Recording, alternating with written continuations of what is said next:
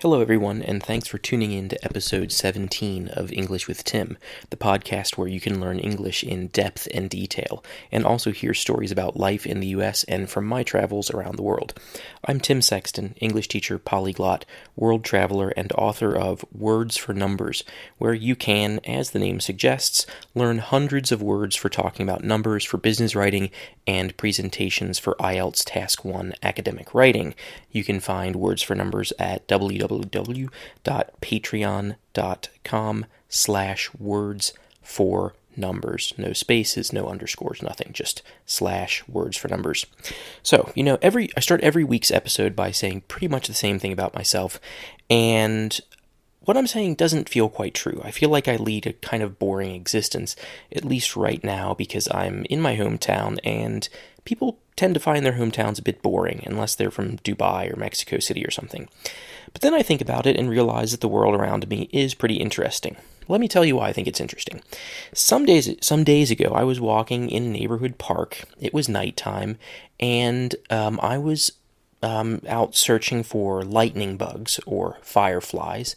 Those are small insects that you can see in North America at nighttime in the summer, spring and summer, and maybe early fall. They make a kind of a yellow-green light. They start to shine, and then they stop shining. They start to shine, and they stop shining.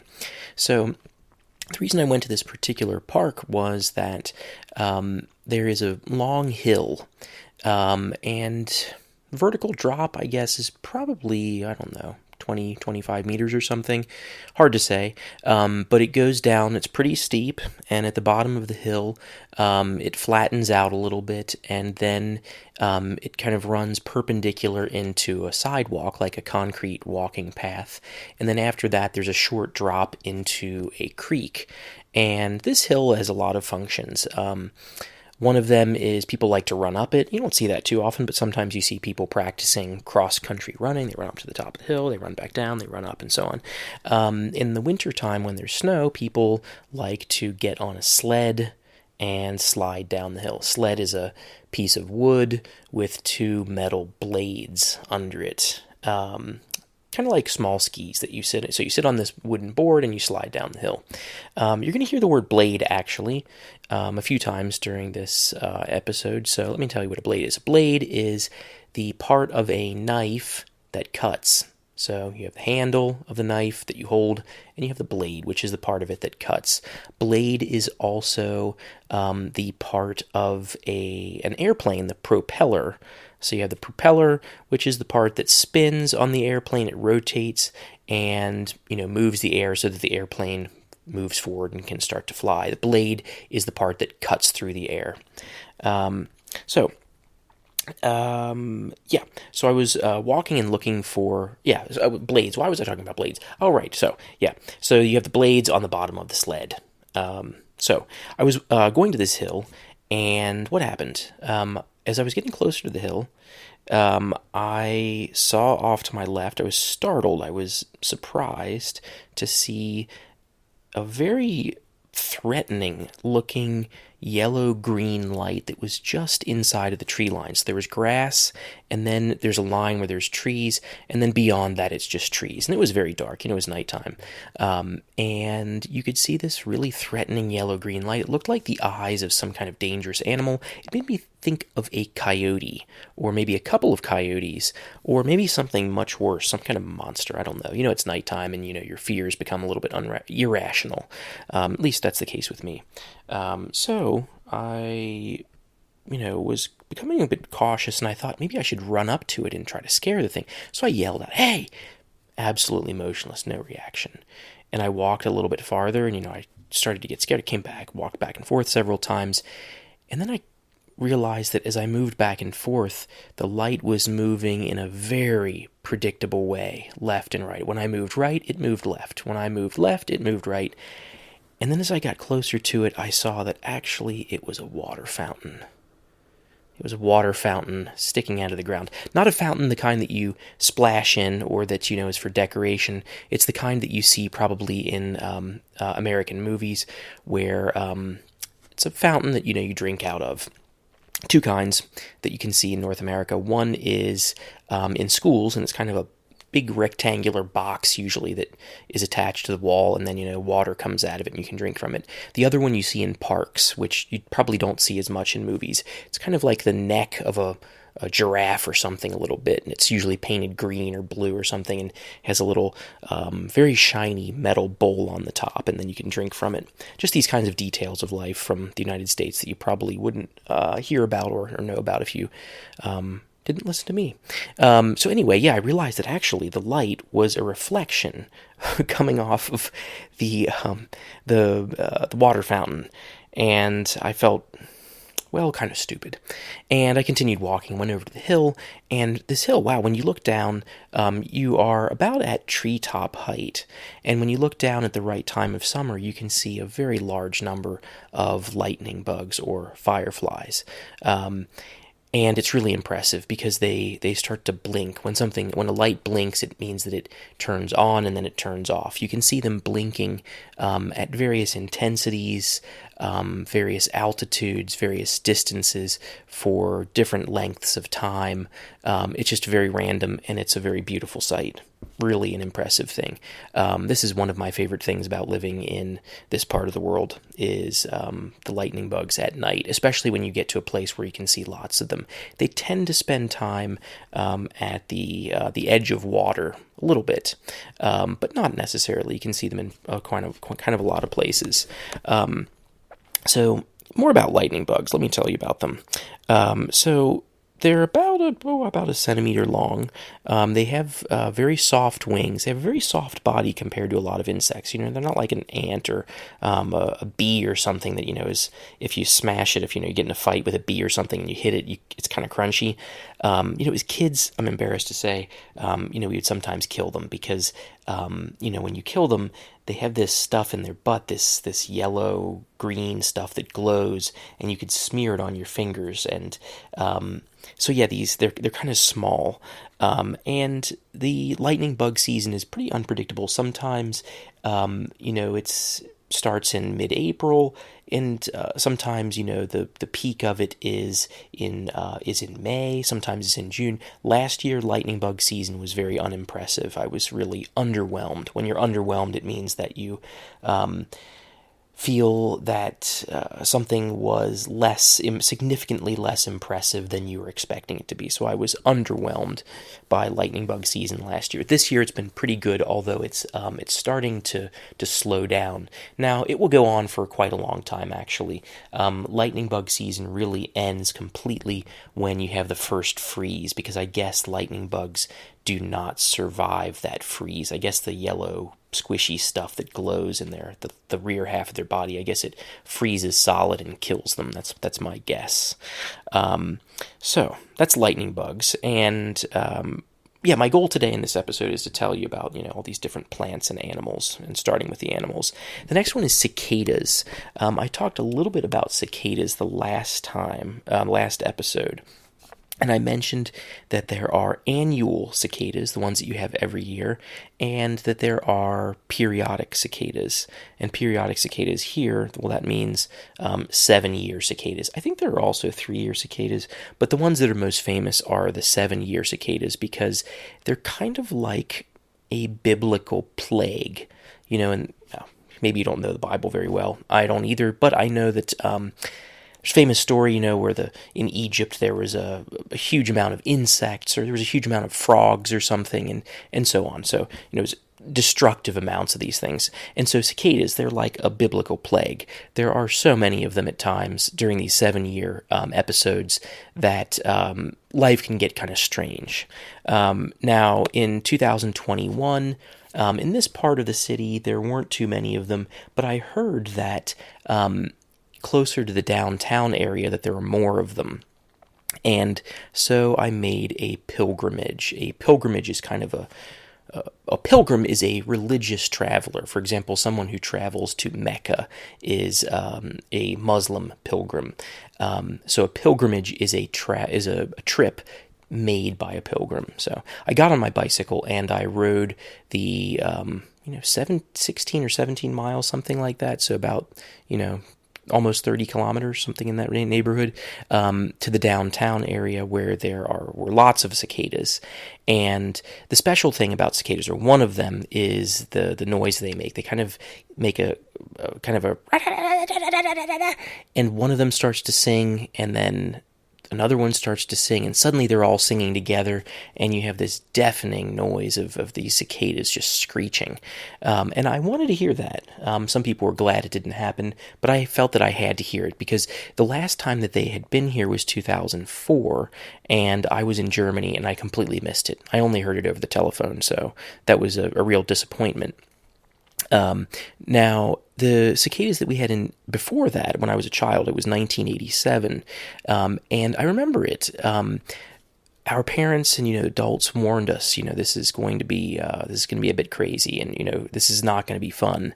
And so it did start to get loud, and they would screech a lot. You could hear this screeching, and the ones back then, actually, they were different. I was kind of, again, disappointed with the 2021 cicadas, because they had orange eyes. All of them had orange eyes.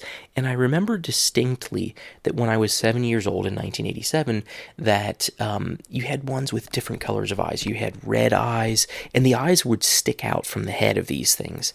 You had red eyes, you had bright, very, very bright green, like tennis ball colored eyes.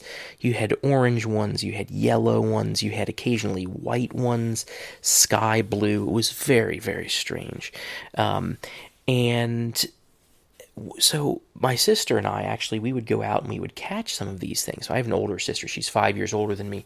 And in our backyard of our house, we had a driveway that kind of wrapped around the back of our house, and then it made a sharp turn and went into our garage, which was below ground level. So it kind of went, the street, or the driveway, if you will, went downhill steeply into the back. And the reason I'm mentioning the driveway is because on the edge of that driveway, there was a wall that was maybe, foot and a half, so half a meter tall, and it was rather thin. It was maybe, 7 or 8 centimeters wide, and we would play on this thing. We would get up on top of it, and we would kind of fight with each other and try to balance on it and try to push another person off of it. So on the one side was the black of the driveway, and on the other side of it was the green of the grass.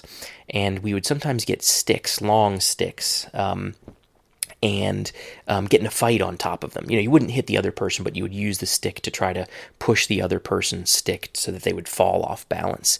And we said that when you fell, if you fell onto the black side, onto the driveway, that you'd fallen into you'd fallen into hell. You were in burning tar. Tar is a kind of the black, soft material that you can find on streets that becomes liquid and smells kind of bad when it's very hot outside. So if you fell into the black side, you'd fallen into the tar. If you fell into the green, we said that you'd fallen into the alligators, and you were going to get eaten. And behind this wall, when it rained, the water would pool up, and sometimes the water would be, 25 centimeters deep or something. And then there would be mosquitoes, but that's another story. And what my sister did was she wanted to give these cicadas swimming lessons. She wanted to teach them to swim. And they always died. Always we'd put them in the water and keep trying to make them swim, and they would always drown and die. And I just felt kind of bad for them. And we'd try again. And my sister she was like really intent on doing this. If you're intent on doing something, it means you keep doing it, and you won't let anyone stop you. She was really intent on teaching them how to swim. But one of the more interesting things, even more interesting things about cicadas is that at the time, there were so many of them. That particular 1987 episode, there were so many of them. Sometimes, you would be cutting your grass, and cicadas would attack the lawnmower. The lawnmower is the machine that you cut the grass with. They would attack the lawnmower. Maybe 150 of them would just come out of nowhere from various directions and attack the lawnmower because they wanted to have a baby with the thing. You also had weed whackers. A weed whacker is a tool that you use in your yard to cut the edge of the grass. It's like a long stick, and then at the end of the stick you have a very small piece of plastic that spins very fast, and it cuts the edge of the grass, like next to the sidewalk or the edge of your driveway, for example. And my dad told me he came home one day. He would cut grass in the summer for people and earn some extra money because he was a teacher, didn't have any work to do in the summer, and he was using the weed whacker.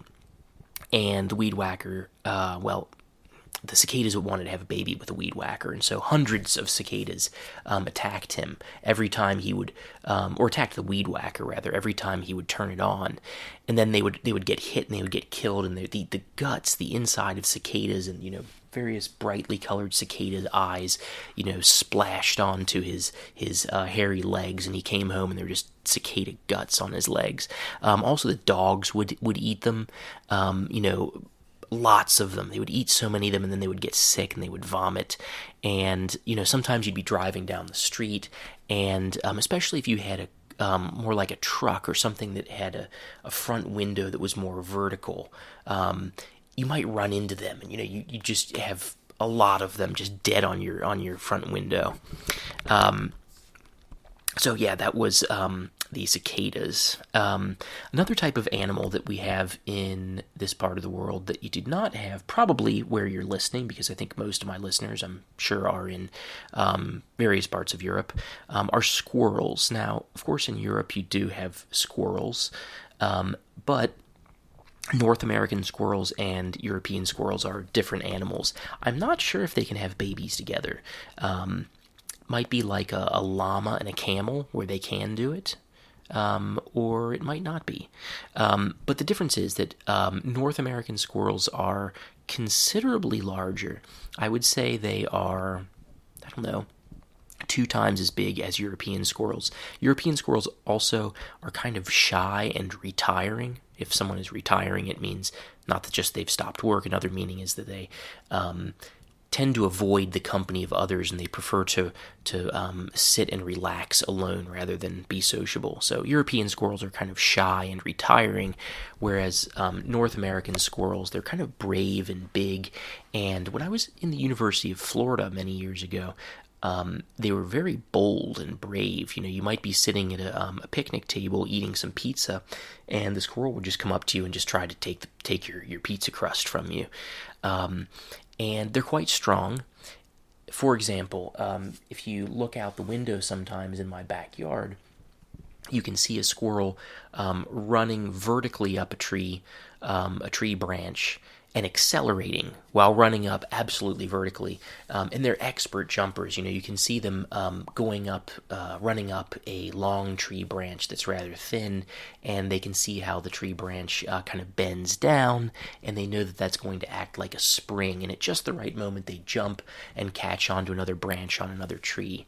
They also have very large nests, like the nest might be as big as the body of a person, without arms and legs. Rather a bit smaller than that. But you don't usually see squirrel nests. They're not very commonly seen, and I don't know why that is.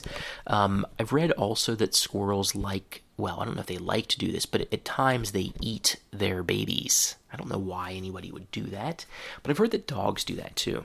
In any case, squirrels are, kind of a part of the landscape here. If you're sitting in your backyard at most times of year, you can find squirrels just running around playing. They're very playful, and they have much bigger tails than European squirrels do. Really, it's kind of just a big rat that lives in a tree, and that's why people have a positive attitude towards them. But that's how they are. People have a good attitude towards them, even though they're basically rats. Another animal that we have around here are chipmunks. A chipmunk is in the same class of animals as a squirrel.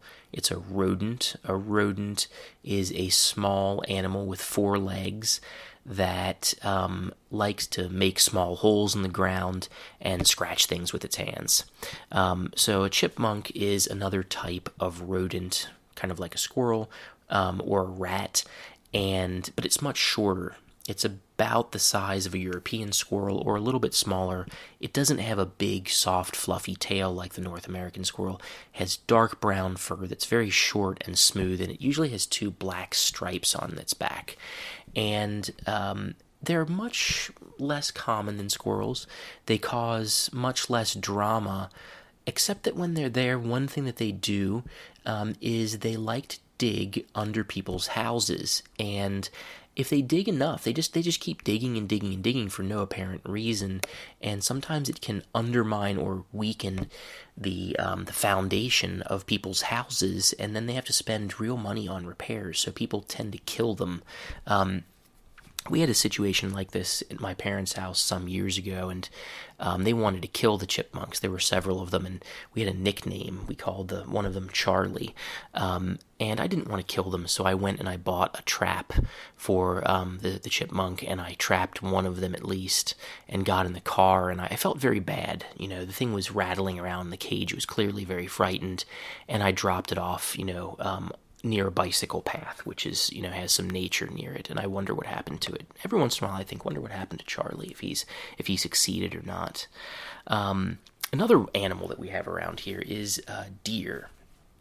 So, deer, what kind of animal is that? It's most famous example of a deer is Bambi.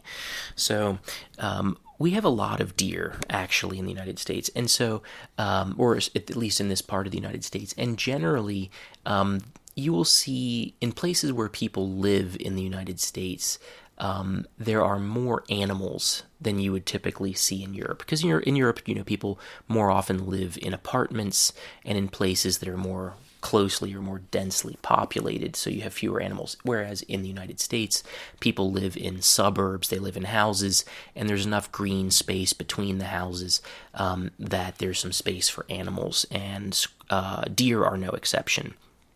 In our backyard, when I wake up in the morning, I can sometimes see 5 or even 6. One time I even saw 7 deer just standing there and, having breakfast, eating some grass and eating nuts and things.